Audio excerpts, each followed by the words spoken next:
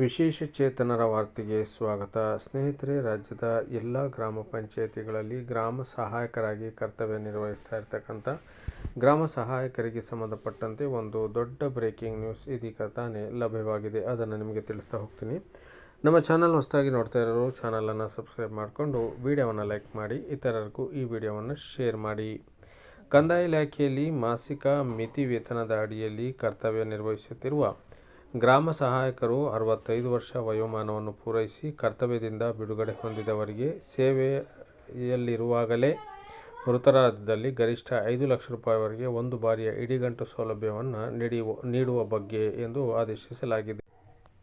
ಮುಂದುವರೆದು ಏನಿದೆ ಅಂತ ನೋಡೋದಾದರೆ, ಕರ್ನಾಟಕ ಗ್ರಾಮ ಕಚೇರಿಗಳ ರದ್ದತಿ ಕಾಯ್ದೆ 1961 ದಿನಾಂಕ 1/2/2063ರಿಂದ ಜಾರಿಗೆ ಬಂದಿದ್ದು, ಸದರಿ ಅಧಿನಿಯಮದ ಅನ್ವಯ ಕಂದಾಯ ಇಲಾಖೆಯಲ್ಲಿ ವಂಶಪಾರಂಪರ್ಯವಾಗಿ ಮುಂದುವರಿಯುತ್ತಿದ್ದ ಶಾನುಭೋಗರು, ಪಟೇಲರು ಹಾಗೂ ಇನ್ನು ಮುಂತಾದ ಕೆಳ ಹಂತದ ಗ್ರಾಮಾಧಿಕಾರಿಗಳನ್ನು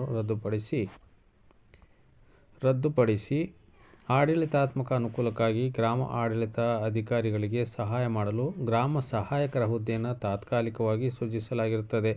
ಕಂದಾಯ ಇಲಾಖೆಯಲ್ಲಿ 8,941 ಗ್ರಾಮ ಸಹಾಯಕರ ಹುದ್ದೆಗಳ ಮೇಲೆ ಒಂದರಲ್ಲಿ ಓದಲಾದ ಆದೇಶದಲ್ಲಿ ಸ್ಟೈಫಂಡರಿ ಆಧಾರದ ಮೇಲೆ ತಾತ್ಕಾಲಿಕವಾಗಿ ಸೃಷ್ಟಿಸಿ ಆದೇಶಿಸಲಾಗಿದೆ. ಉಲ್ಲೇಖ 2ರಲ್ಲಿ ಓದಲಾದ ಆದೇಶದಲ್ಲಿ 10,450 ಗ್ರಾಮ ಸಹಾಯಕರ ಹುದ್ದೆಗಳನ್ನು ಮಿತಿ ವೇತನದ ಆಧಾರದ ಮೇಲೆ ಕಾಯಂ ಆಗಿ ಮುಂದುವರಿಸಿ ಆದೇಶಿಸಲಾಗಿದೆ.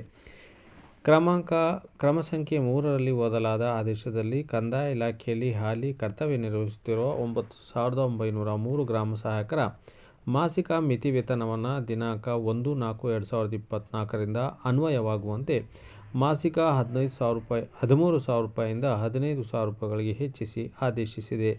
ಕರ್ನಾಟಕ ರಾಜ್ಯ ಸರ್ಕಾರ, ಕಂದಾಯ ಇಲಾಖೆ, ಗ್ರಾಮ ಸಹಾಯಕರ ಸಂಘವು ಗ್ರಾಮ ಸಹಾಯಕರಿಗೆ ಮೂಲಭೂತ ಸೌಕರ್ಯಗಳನ್ನು ಒದಗಿಸುವಂತೆ ಹಾಗೂ ಸೇವಾ ಸೌಲಭ್ಯಗಳನ್ನು ಒದಗಿಸುವಂತೆ ಒತ್ತಾಯಿಸುತ್ತಿದ್ದು, ಅವರನ್ನು ರಾಜ್ಯ ಸರ್ಕಾರದ ಗ್ರೂಪ್ ಡಿ ನೌಕರರ ಹುದ್ದೆಯಲ್ಲಿ ಸಕ್ರಮಾತಿ ಮಾಡುವಂತೆ ಕೋರಿರುವುದು ಅವರ ಪ್ರಮುಖ ಬೇಡಿಕೆಯಾಗಿರುತ್ತದೆ. ಮುಂದುವರೆದು ಇವರಿಗೆ ಗ್ರೂಪ್ ಡಿ ಸಮಾನವಾದ 27,000 ರೂಪಾಯಿಗಳ ವೇತನ ನಿಗದಿಪಡಿಸಲು ಹಾಗೂ ಮರಣ ಅಥವಾ ನಿವೃತ್ತಿ ಹೊಂದಿದ ಗ್ರಾಮ ಸಹಾಯಕರಿಗೆ 10 ಲಕ್ಷ ರೂಪಾಯಿ ಇಡಿಗಂಟು ನೀಡುವ ಬೇಡಿಕೆಯನ್ನು ಈಡೇರಿಸುವಂತೆ ಕೋರಿರುತ್ತಾರೆ. ಗ್ರಾಮ ಸಹಾಯಕರು 65 ವರ್ಷ ವಯಸ್ಸಿನವರೆಗೆ ಸೇವೆಯಲ್ಲಿ ಮುಂದುವರಿಯಲು ಅವಕಾಶವಿದ್ದು, ಪ್ರಸ್ತುತ ಸದರಿಯವರಿಗೆ ಮಾಸಿಕ 15,000 ರೂಪಾಯಿಗಳ ಮಿತಿ ವೇತನವನ್ನು ಪಾವತಿಸಲಾಗುತ್ತಿದ್ದು, ಇದನ್ನು ಹೊರತುಪಡಿಸಿ ಇನ್ಯಾವುದೇ ಸೇವಾ ಸೌಲಭ್ಯ ಇರುವುದಿಲ್ಲ. ಇವರು ಕಾಯಂ ಸರ್ಕಾರಿ ನೌಕರರಾಗದೇ ಇರುವುದರಿಂದ ಇವರಿಗೆ ಕಾಲಕಾಲಕ್ಕೆ ಸರ್ಕಾರದ ತುಟ್ಟಿ ಭತ್ಯೆ ವೇತನ, ಮುಂಬಡ್ತಿ, ವಾರ್ಷಿಕ ವೇತನ ಬಡ್ತಿ ಇವುಗಳ್ಯಾವೂ ಇವರುಗಳಿಗೆ ಲಭ್ಯವಾಗುತ್ತಿಲ್ಲ.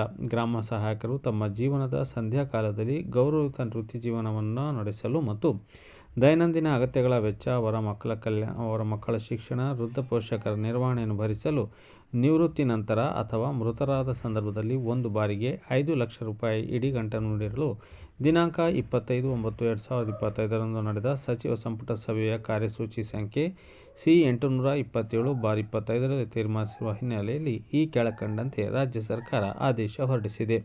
ಸರ್ಕಾರ ಆದೇಶ ಸಂಖ್ಯೆ ಕಂದಾಯ ಇಲಾಖೆ ಬಾರ್ 136 BSI 2024 ದಿನಾಂಕ 6/2/2026 ಪ್ರಸ್ತಾವನೆಯಲ್ಲಿ ವಿವರಿಸುವ ಅಂಶಗಳ ಹಿನ್ನೆಲೆಯಲ್ಲಿ ಕಂದಾಯ ಇಲಾಖೆಯಲ್ಲಿ ಕರ್ತವ್ಯ ನಿರ್ವಹಿಸುತ್ತಿರುವ ಗ್ರಾಮ ಸಹಾಯಕರಿಗೆ ಅವರುಗಳು ಸೇವೆಯಿಂದ ನಿವೃತ್ತಿ ಹೊಂದಿದ ಅಥವಾ ಸೇವೆಯಲ್ಲಿರುವಾಗಲೇ ಮೃತರಾದಲ್ಲಿ ಗರಿಷ್ಠ 5 ಲಕ್ಷ ರೂಪಾಯಿ ಒಳಗೆ ಇಡಿಗಂಟನ್ನು ಮಂಜೂರು ಮಾಡಲು ಆದೇಶಿಸಿದೆ.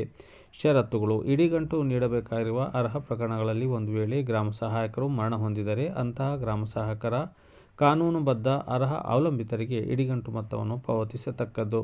ಇಡಿಗಂಟು ನೀಡಬೇಕಾಗಿರುವ ಅರ್ಹ ಪ್ರಕರಣಗಳಲ್ಲಿ ಗ್ರಾಮ ಸಹಾಯಕರು ಅಥವಾ ಅರ್ಹ ಕಾನೂನುಬದ್ಧ ಅವಲಂಬಿತರು ಇಡಿಗಂಟನ್ನು ಪಡೆಯಲು ಸಲ್ಲಿಸಬೇಕಾಗಿರುವ ಅರ್ಜಿ ನಮೂನೆ, ಸೇವಾ ದೃಢೀಕರಣ ಪತ್ರ, ಮರಣ ಪ್ರಮಾಣ ಪತ್ರ ಹಾಗೂ ಇತರೆ ಸಂಬಂಧಿತ ದಾಖಲಾತಿಗಳೊಂದಿಗೆ ಪ್ರಸ್ತಾವನೆ ಸ್ವೀಕರಿಸಿ ಅನುಸರಿಸಬೇಕಾಗಿರುವ ಕಾರ್ಯವಿಧಾನದ ಕುರಿತು ಒಂದು ಸಮಗ್ರವಾದ ಸುತ್ತೋಲೆಯನ್ನು ಹೊರಡಿಸಲಾಗುವುದು.